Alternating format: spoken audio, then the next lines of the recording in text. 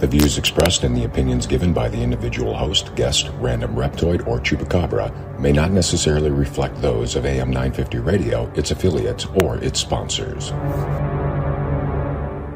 Now, it's time to step into the unknown.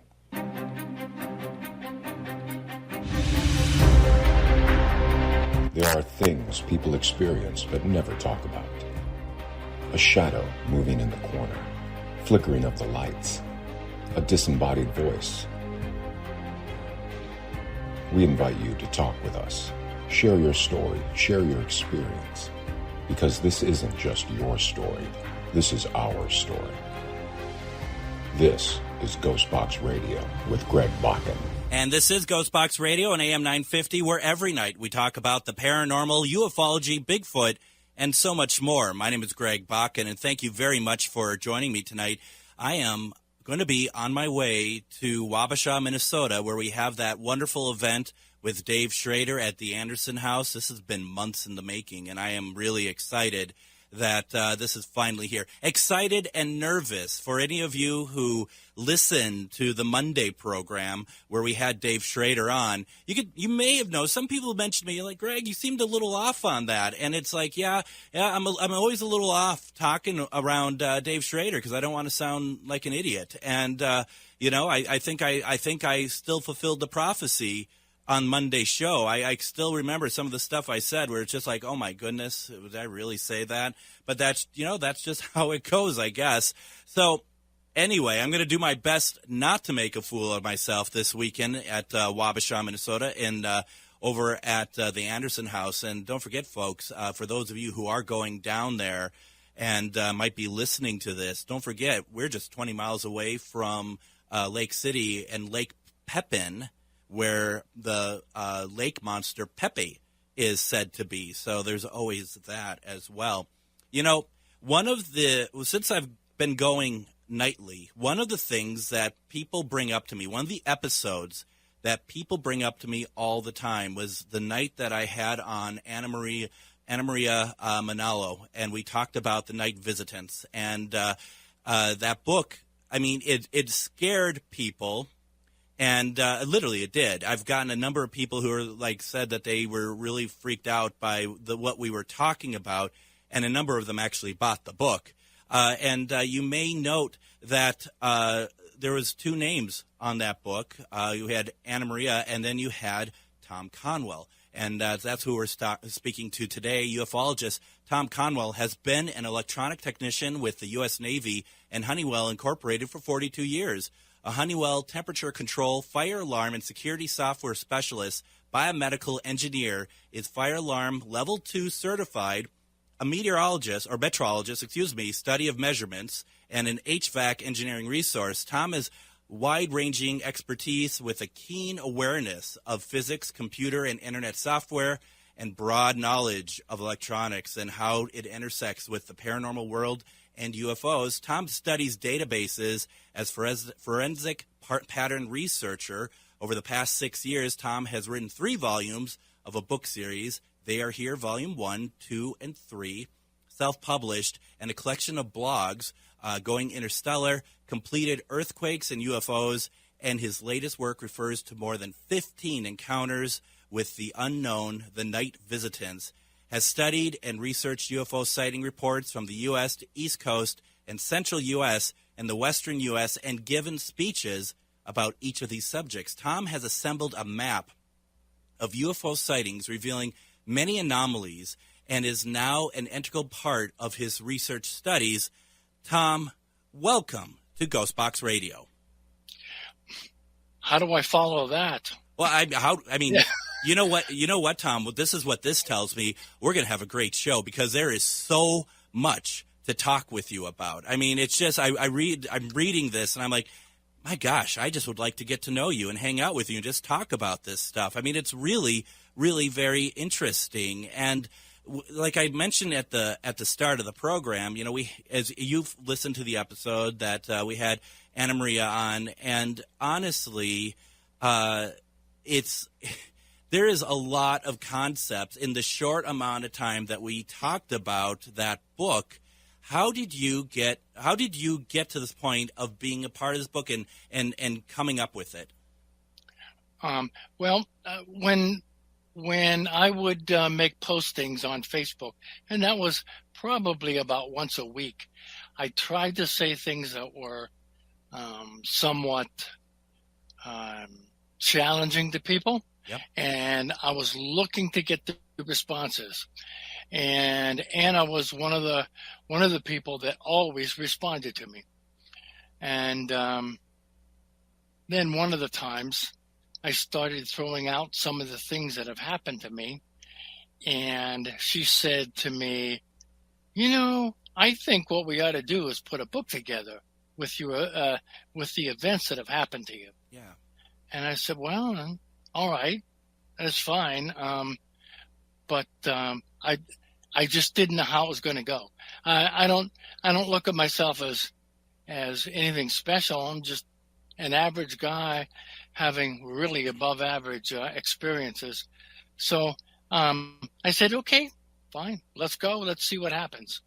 And she started interviewing me. And it seems like just about every day that we'd have an interview, I would start telling the story, and she'd go, "What? You did what? They said what?" And it was like a constant, well, with her, because she couldn't believe her ears. And I actually couldn't believe the things that happened to me once I wrote them down. It was just unbelievable, just hard to put my finger on. There were just these things that would happen. Seeing a man made of light. Thoughts were put into my head at night when I was asleep. Right. The various sightings that I would have. One in particular was a sphere that charged the car and skipped off the windshield. Who the heck can make this stuff up? Well, it's just crazy. It's amazing. And I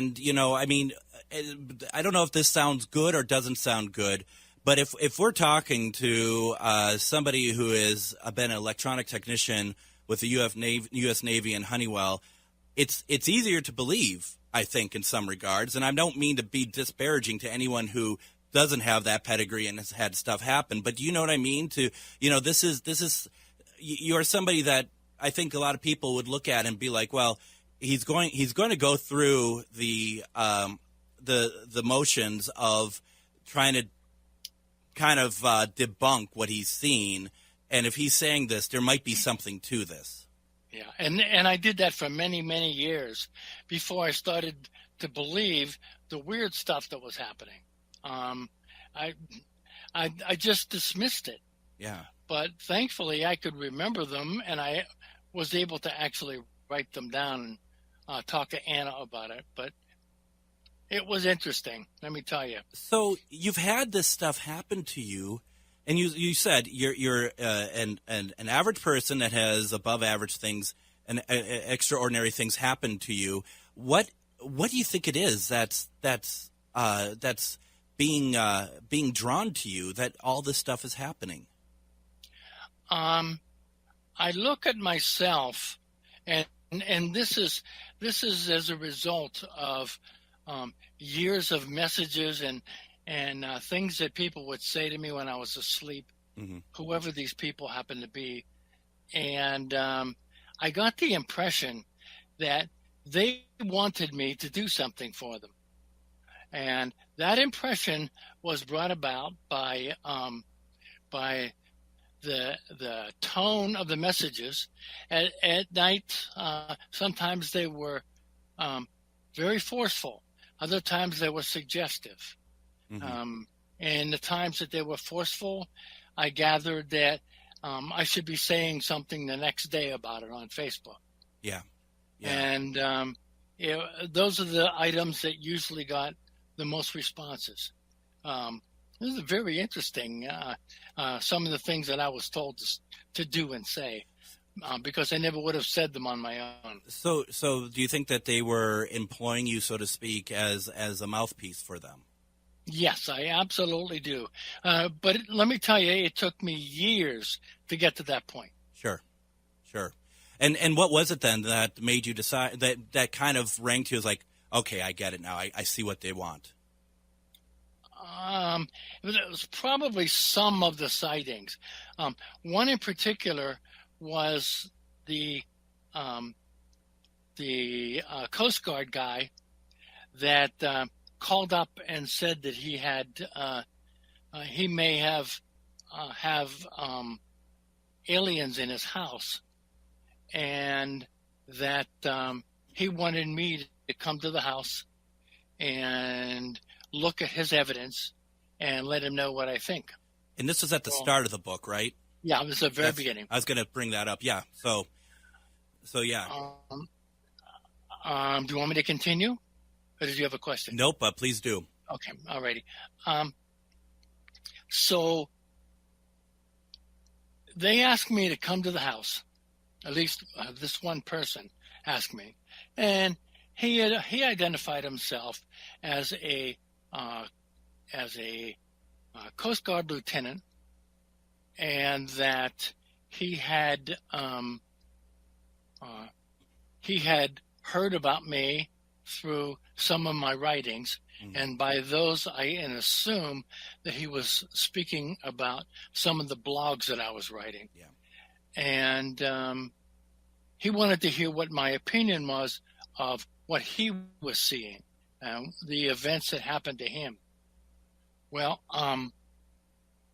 some of these events were just basic things, seeing balls of light outside of his house.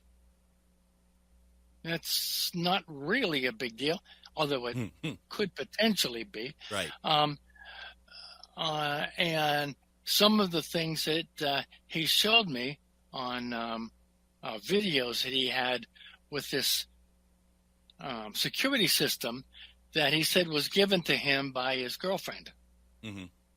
Well, I okay, fine, but some of these things were very well done. I mean, as far as the video goes, they were of extremely high quality. Oh. I also had some time while I was with Honeywell that I worked with security, and I looked at one of his cameras, and they use the same kind of cameras that we used in our security systems, and these are high-priced things. Sure. So I was a little bit unsure about this guy's story, whether he was actually a guy from the Coast Guard. I was unsure whether his girlfriend bought him the system, and he said the system was throughout his entire house, so someone had to install it for him, and we're talking fairly big bucks here. Mm-hmm. Okay. Mm-hmm. So anyhow, we saw a picture of a sphere travel through a wall into an indoor area, and it was picked up by yet another camera, and all this was put together seamlessly, and it was picked up by the second camera, and he showed that go across the room and into the bedroom. Mm-hmm. Well,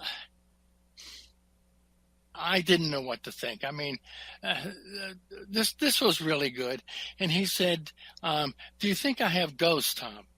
he kept calling me Tom.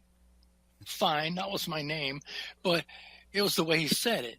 How did he say it? What was it that was okay, just odd to you about that? Every time he showed me something, he would say to me, "What do you think of this, Tom? Is this a ghost, Tom? Could I be seeing extraterrestrials, Tom. He kept doing that over and over and over with everything he showed me. And he showed me a lot. Yeah. And I was just put off by that. He actually talked like an FBI agent, if you want to know the truth. Well, and that's what I was kind of wondering about a little bit because of the equipment and stuff. Tom, can we do this so that we can let's hit our first break, because I don't want to interrupt the rest of your story, and okay. we can pick it up here in a second. We are talking about the Night Visitants. We have Tom Conwell on with us, and I think this is going to be a very fascinating conversation. You're listening to GhostBox Radio on AM 950.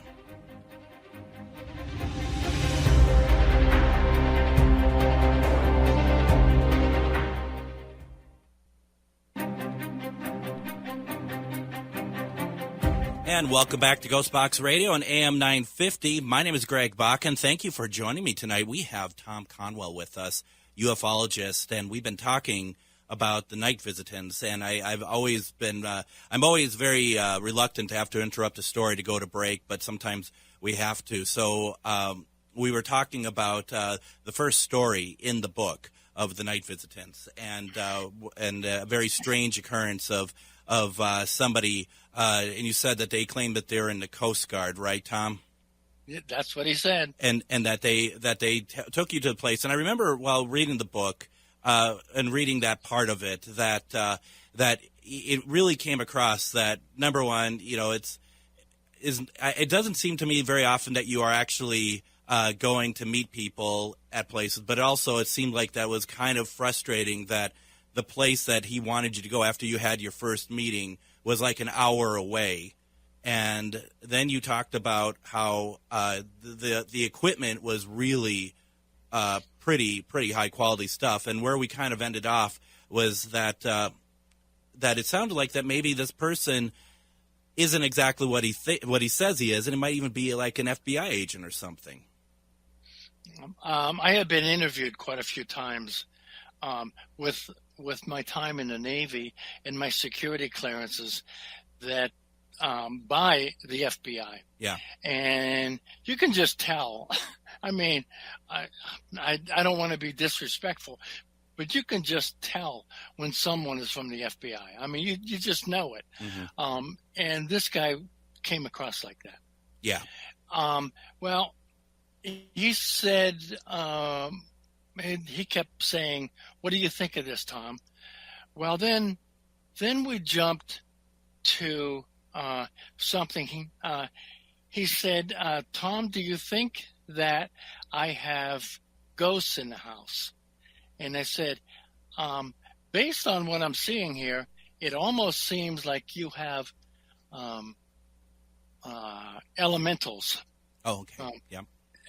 So I said that what I could do for you is to try to contact a local shaman and get them out here and have them bless your house. And usually that takes care of something in the way of elementals. Mm-hmm. And I think he thought maybe I was shutting him down or something. He said to me, "Tom, do you want to see a ship?" And what do you mean a ship? He said, a UFO. And I said, well, you have a video of one? He said, yes, it's up on the server. Well, that's another thing that bothered me. All right. If he has a server that's doing all this stuff, he spent an awful lot of money on this thing. Okay. But anyhow, right. We'll go out. We had to go outside. We're on a downstairs, almost like a Florida room. Okay. Yep. And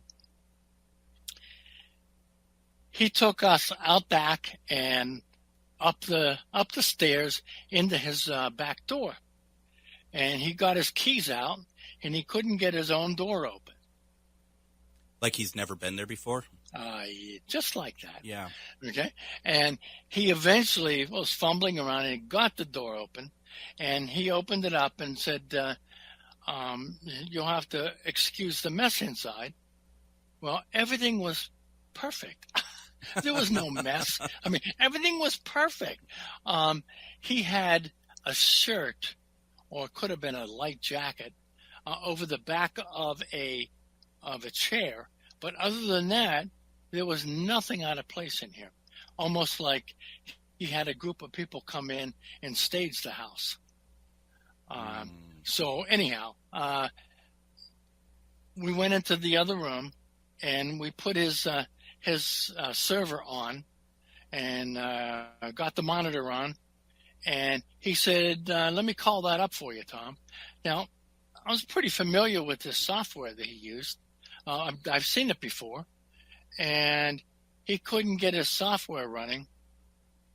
I didn't say anything to him. I mean, I could have wrecked him right there, but no, I was patient. Yep. And he finally got something running, and he showed me this picture of a UFO that was about 20 feet. I'm going to repeat that. It was about 20 feet from the camera. Huh. It was just enormous, and you could see incredible features on the thing. It almost looked like piping, but it wasn't piping. I don't know what it was, but he showed me the entire underside of this craft as it went by his camera. And he said, isn't that unbelievable? And I said, where was this picture taken? He said, from the camera, and he pointed over to the window. The window camera, he says, is pointing up, and this thing went by it. I went, okay. So the first thing I did was check on the window. Yep. I walked over to the window and looked out, and there was an awful lot of leaf cover. Oh. So there's no way it was taken from that camera. Wow. As a matter of fact, it was so clear and bright that it looked like it was taken in the desert Southwest. Nowhere even near where you were. That's what it looked like. Wow. Okay. Yep. So, we said that everything was great, and we thanked them profusely for showing us the video. And he said, I need to ask you, Tom, what are you going to do with this information? Yeah, what are you going to do with this information? And I said, well, can I have a copy of the video? And now, before I could even get video out, he said no. So I said, well, I guess there's nothing I can do with it, is there? Huh. And he said, no, I guess not. So anyhow, we left the house. There were three of us. We left the house out the back door, the same door he couldn't get in before. So we went out the back door and down the stairs to the sidewalk, and the sidewalk went around the house to the front where we had parked our cars. So the first thing I did when I got out there is I looked up at where the camera was. Yep. And there was a total and complete canopy coverage. And in other words, perhaps some light streamed through in spots, but that's about all you'd get through. So impossible. Yeah, exactly. Absolutely. So I didn't say anything to him. I didn't say anything to anybody else, and I didn't publicize that event. But I sure as heck didn't forget about it. Did you ever feel because the one thing that I was kind of, when I was reading it, I just felt to myself, this just feels like you had someone with you, but it just felt dangerous. Did you ever feel like in any danger or anything? You bet. I thought I wasn't coming home that night. Wow. I mean, that's exactly how I felt when he started to grill me with, what do you think of this, Tom? Yeah. That was my first thought. You got to wonder what would have happened when he said, what are you going to do with this? And say that you were like, well, I'm going to maybe, I write something that leaves your name out of it or something, or just anything. You gotta wonder what the purpose was and what they wanted to do with you. That's frightening. I think what they wanted was to find out what I knew. Sure. And they wanted me to spill everything, because when I wrote the blogs that I later turned into a book, Going Interstellar, mm-hmm. when I wrote these blogs, they got a little bit technical at times. But what I tried to do is, when there was a highly technical subject, I tried to get super simple so that everybody could pick up this book and read it and understand where I was coming from. So, and also what I did was I kept the price of this book artificially low so that everybody could buy it, that there'd be no excuse. And you know what I'm going to do? I think, is this available on Amazon? Yes, it is. Because I'm gonna go ahead. What I do, Tom, is on GhostBoxRadio.com. I do what's called the GhostBox Book Club, and I'll add that to it for people who it's just easy for people to go and see all the authors we have on, and they can find your book and order it as well. So it's just nice and easy. You know, this is really something. And you know, one of the things that Anna Maria talked about when we had our conversation was the non-alien entities, and you had talked about elementals. She had talked about stories with something that could well have been like a Sasquatch or something, also like possibly a reptoid. Is this something that's in your wheelhouse in terms of not surprising, or was that even surprising to you? Well, that was kind of surprising to me when I had read it. I don't know anything about that particular subject, mm-hmm. and don't profess to. So when I read about it in the book, I thought it was pretty interesting. It is, and it just kind of what's interesting about that. It really kind of the Night Visitants takes and brings pretty much everything into it, which is kind of cool, actually.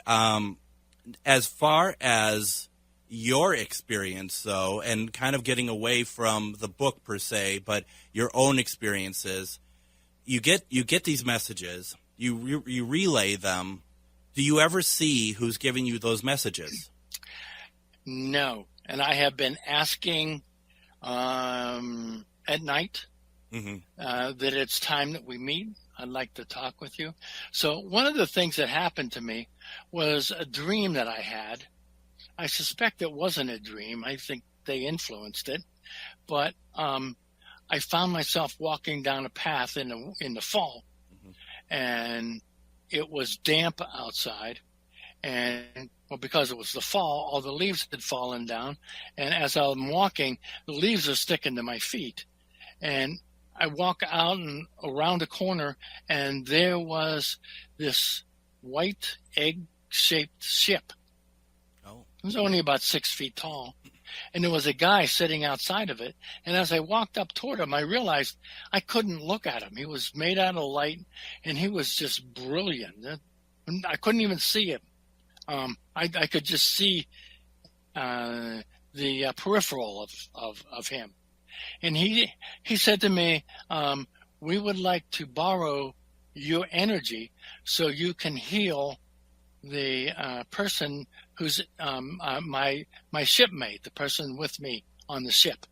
Mm-hmm. And I said, is this your ship right here? And he said, yes. And I remember looking at it. The thing was only 6 feet high. How the heck could he be flying in a ship that's only 6 feet high? Right. And he was about 5 feet. So that's cramped. What the heck was that, you know? So he said, why don't you come on the ship, and my friend will tell you what you need to do. So, well, since this was a dream, I said, sure, I'll come on the ship. So I walked onto the ship, and as soon as I stepped inside this thing, I looked around, and it was, well, huge. Bigger on the inside than out, huh? Oh, my goodness sakes. It was absolutely huge. Yeah. And he walked me over to where his friend was lying. He was lying down, and he said to me, just stand there while I use your energy, and you can heal me. Wow. And I remember standing there for some short period of time, and then he got up, and he was fine. And he said, I want to thank you very much for sharing your energy with me. Perhaps we'll meet again. So he walked me off of his ship, down the little stairway, and I started walking toward my house, and bingo, I woke up in bed. And the first thing I did when I woke up in bed is I reached down for my feet because I knew that there were leaves stuck to my feet. But my feet were slightly damp, or maybe that was just me, but there were no leaves on my feet. Wow. Which would have been interesting. But it was that real, Greg. I mean, it was that real. That's pretty incredible. I have a question to ask you, but what I think I'm going to do is I think I'm going to go ahead and I'm going to take our next break. And when we come back, I have a question for Tom about everything that's been going on. That is kind of an odd question, but I'm going to ask it anyway. And we're going to continue talking about night visitants and everything else that a ufologist like Tom could talk about. You're listening to GhostBox Radio on AM 950.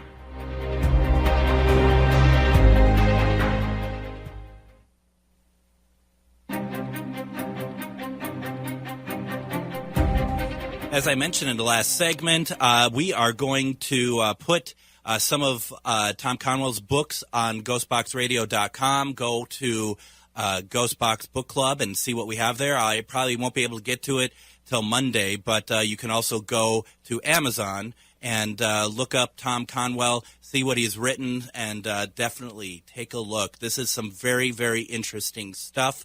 Also, tomorrow is going to be Casual Friday, but it's going to be one without me, so to speak. It's going to be a rerun because I'm going to be in Wabasha. So still, I hope you listen. We're going to pull something from the archive for you to listen to. I'm not sure if I'm actually going to be on Monday or not as well, but Tuesday I will be back, and we will have another great week of wonderful conversations. We do have Tom Conwell with us. We are finishing up our conversation, our last segment. Tom, I have an odd question to ask you, and don't be offended when I say this. Do you think that you have alien origin to you? You mean like a starseed? Kind of like a starseed, or that you are you may have a mom and dad, but maybe there is some sort of alien interference of some kind. I mean, the idea that you have been so closely associated your entire life just makes me just want to ask the question, I guess. Yeah. I don't say this out loud very much because I obviously have no proof. Yeah.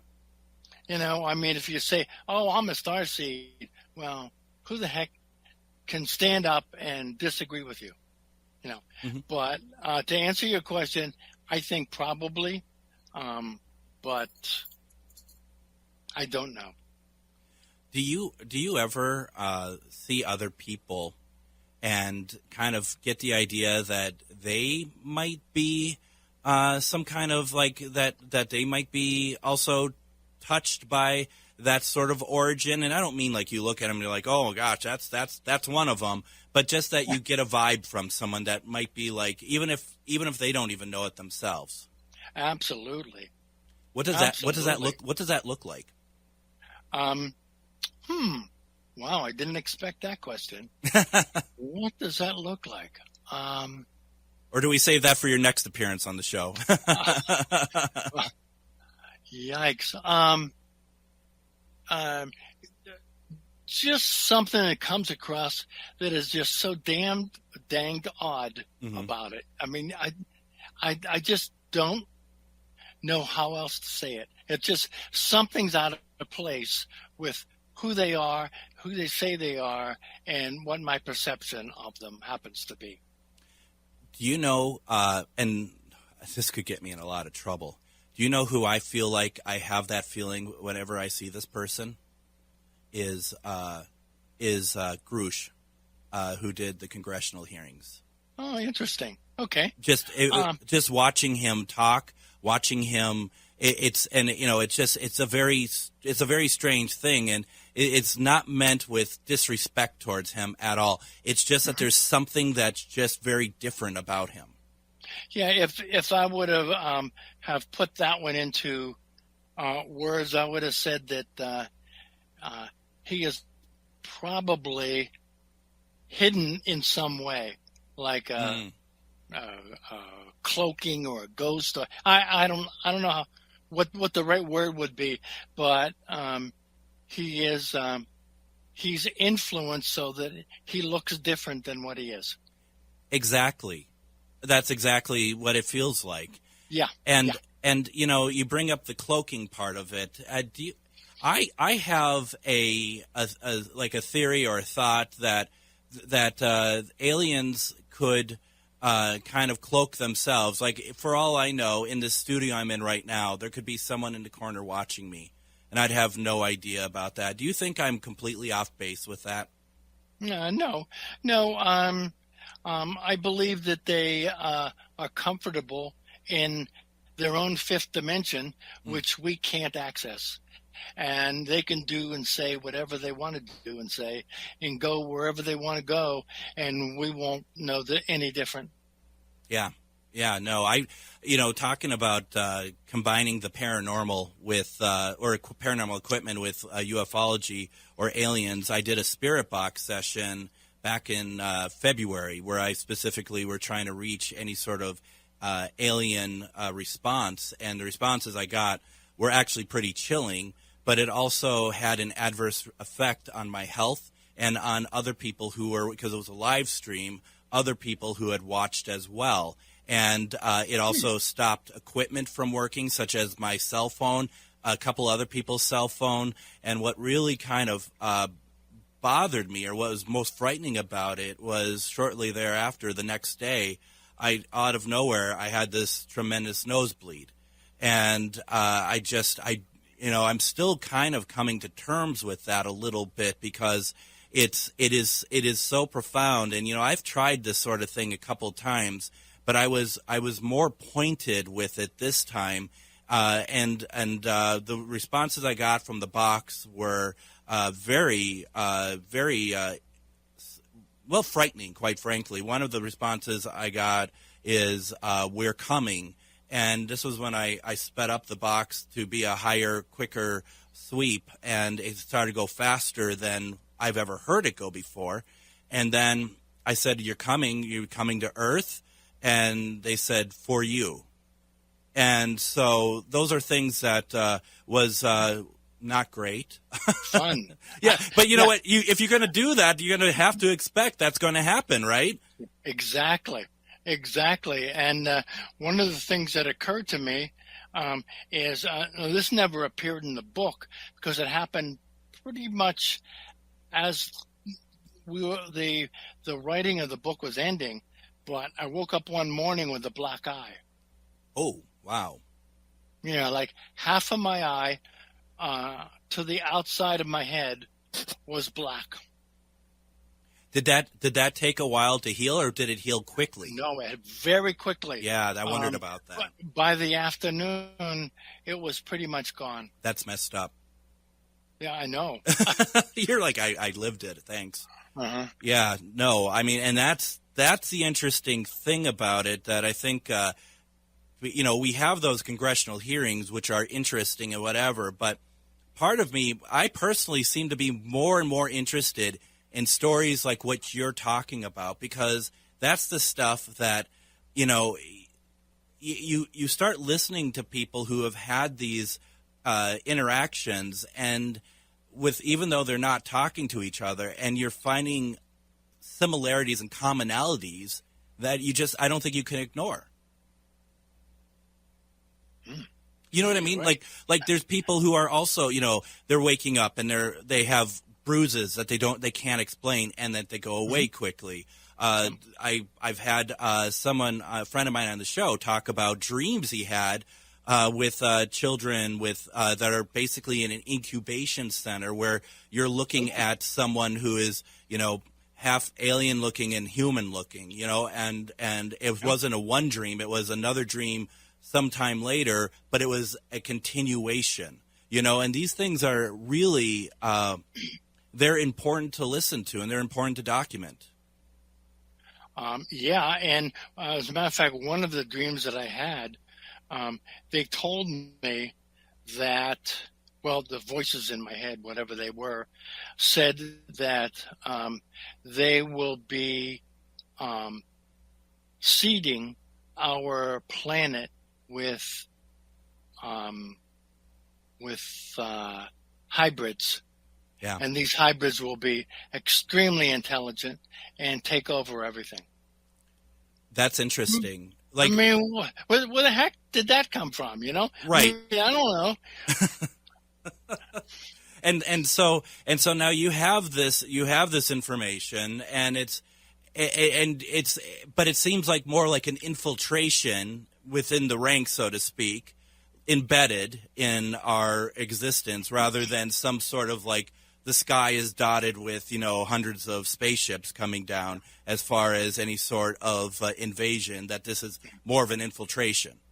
I had one of those dreams too. Oh, really? Yeah. And did that not end well, or? Well, no. I woke. Well, I found myself standing out in the hallway watching myself sleep, and I got up from the bed and ran to the window and looked up, and there was this line of flying saucers, or whatever you want to call them, that went as far as the eye could see. Wow. That was the whole thing. Boom, gone. Oh, really? Well, yeah. And, I wanted to also ask you, getting back to that you had asked whoever is speaking to you, it's time to meet. Do they ever answer that, or do they ignore it and just keep talking to you? They pretty much ignore it and keep talking. Now, I had an unfortunate occurrence recently where I ended up in the hospital, and since then I have not had a dream or an interaction at night, and I think they wanted me to get better. That's all I can. That's the only thing that makes sense to me. So it's not over. It's just to allow you to rest. I think so. Well, that would be good. That'd be good. And and the stuff that you post these messages and stuff. So that clearly plays a big part in the let's just say the possible FBI agent or whatever that situation was that you went out to, which once again, very frightening. As soon as Anna Maria had written that you all had to drive an hour out of like nowhere, that to me it was just like that's stranger danger right there. That's scary stuff. Yep, it was. And I don't know. And that's why the stuff like the Night Visitants is really important to take a read. And I've been reading it. You know what it's like doing a nightly show. Sometimes it's hard to find the time to read, but I've been consistently chopping away at that book because it is very good, and it's concepts.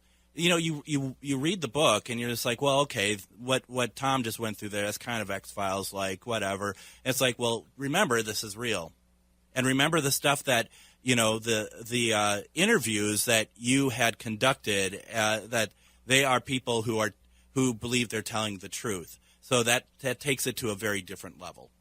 Mm-hmm. Oh yeah. And and that's just.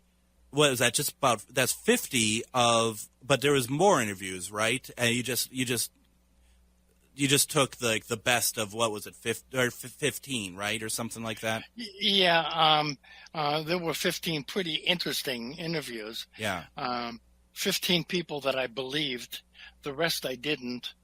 And the story about Shailene, that was also in the book.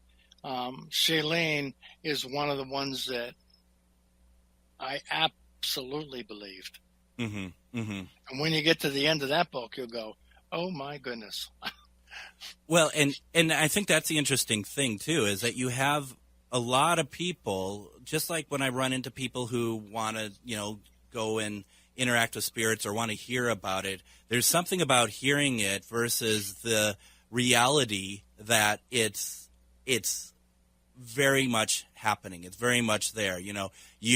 You are living that life. You are getting those communications and stuff. And you got to wonder how much longer it's going to be before they start resuming communications with you again. I don't know if you've done a lot of interviews since you've been in the hospital, but even doing one now, you got to wonder if that's going to start something up again for you.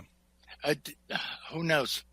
Who knows? They do what they're going to do, and I just try to get as much sleep as I can. When I start waking up at 4 a.m. Continuously and can't get back to sleep, then that's usually my clue that somebody's in my ear talking to me. Wow.